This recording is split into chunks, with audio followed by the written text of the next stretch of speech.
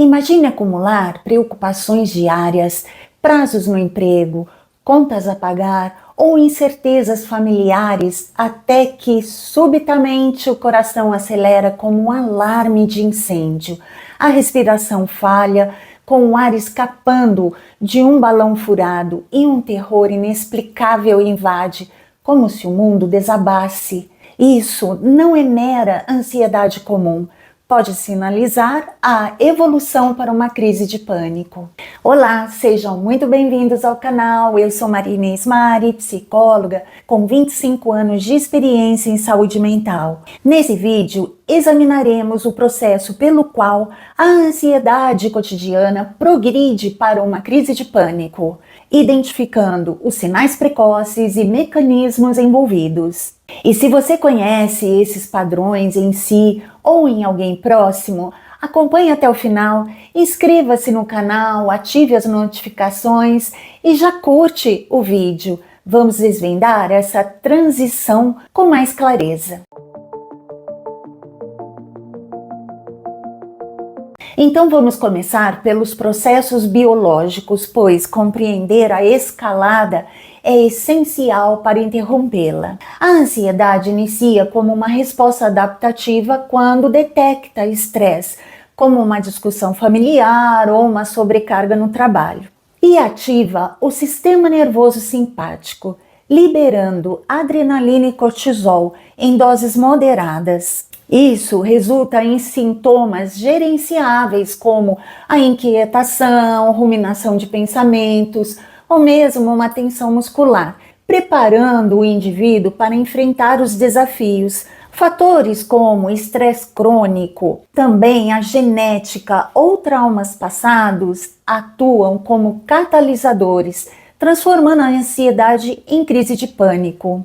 E de acordo com o DSM-5, a crise de pânico emerge quando um pico abrupto de medo intenso atinge um máximo em minutos, diferentemente da ansiedade, que é gradual. Os sinais de transição incluem da ansiedade, que é aquela preocupação persistente, para taquicardia súbita, com o coração acelerando de forma intensa e repentina. A respiração acelerada evolui para a hiperventilação, reduzindo o CO2 no sangue e causando formigamento ou mesmo tontura, um ciclo que amplifica em muito medo. Também vem os sintomas de desrealização.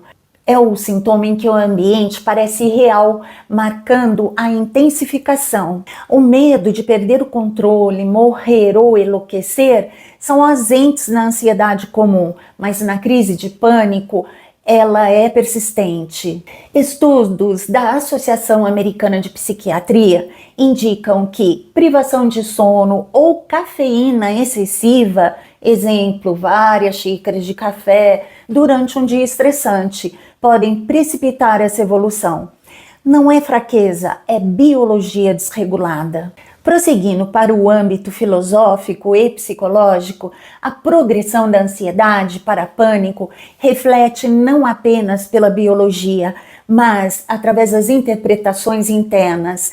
Freud, o pai da psicanálise, via a ansiedade como um sinal de conflitos reprimidos e ignorados, como água represada em uma barragem que interrompe em pânico, um alarme do inconsciente forçando atenção e medos não processados, como perdas antigas ou inseguranças acumuladas em rotinas exaustivas. Epicteto, filósofo estoico, ensinava que não são os eventos que nos perturbam, mas as nossas visões sobre eles. Ansiedade cotidiana pode ser interpretada como preocupação excessiva. Já no pânico, sintomas são catastróficos, como ver uma sombra noturna como um monstro. Emoções ou estresse não resolvidos impulsionam essa progressão da ansiedade gerenciável, que é aquela preocupação crônica, para a crise de pânico, que é aguda, é um pico súbito de medo. As acumulações emocionais ou situacionais que permanecem sem processamento adequado atuam como dívidas emocionais que se acumulam e explodem sob pressão adicional. Traumas passados, como uma perda financeira em um episódio anterior de desemprego, por exemplo, que pode ser reativado por incertezas econômicas atuais, criando uma pilha de tensões que transborda em crise de pânico. Agora que entendemos o caminho que a ansiedade toma para virar pânico, vamos conversar sobre o que você pode fazer no dia a dia para interromper esse processo logo no começo. Não precisa de nada complicado, são atitudes que cabem na sua rotina e que com o tempo vão deixando o cérebro menos reativo. Comece prestando atenção aos primeiros sinais. Quando você percebe que a sua mente está acelerada e com ruminação daqueles pensamentos negativos, pare um segundo e respire fundo. Uma respiração lenta já muda o jogo. A respiração lenta e consciente ativa o sistema nervoso parasimpático, baixando a adrenalina antes que ela domine todo o organismo. Outra coisa que ajuda muito é trazer a atenção para o aqui e agora. Quando a ansiedade começa a subir, olhe ao seu redor e nomeie mentalmente 5 coisas que você vê, 4 que você consegue tocar, 3 sons que você escuta, 2 cheiros e um gosto. Parece simples, não é? Mas desvia o cérebro do looping de preocupações. Sobre os pensamentos, eles são o combustível da escalada.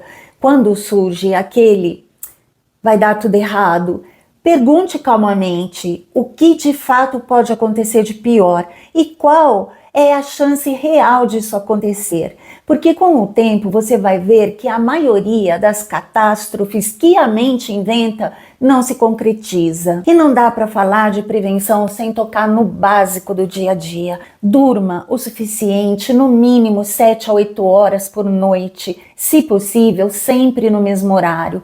O sono desregulado deixa a amígdala cerebral irritadiça, como se ela estivesse sempre no limite. Também é essencial mexer o corpo, porque o movimento libera endorfina e queima o excesso de cortisol. E cuidado com a cafeína depois das 4 da tarde, ela pode ser a faísca que acende o fogo. Em resumo, a ansiedade não vira pânico do nada, é um estresse que se acumula gota a gota até sensibilizar tanto a amígdala que um pensamento comum, será que eu vou dar conta disso? Já é o suficiente para disparar o alarme. Freud nos lembra que o pânico é um mensageiro barulhento do inconsciente, trazendo à tona medos que talvez você nem saiba que carrega. Mas cada vez que você respira devagar, questiona um pensamento catastrófico ou simplesmente dorme 1 hora a mais por noite, você está fortalecendo o circuito da calma. Aos poucos, o cérebro aprende que nem todo estresse precisa virar emergência.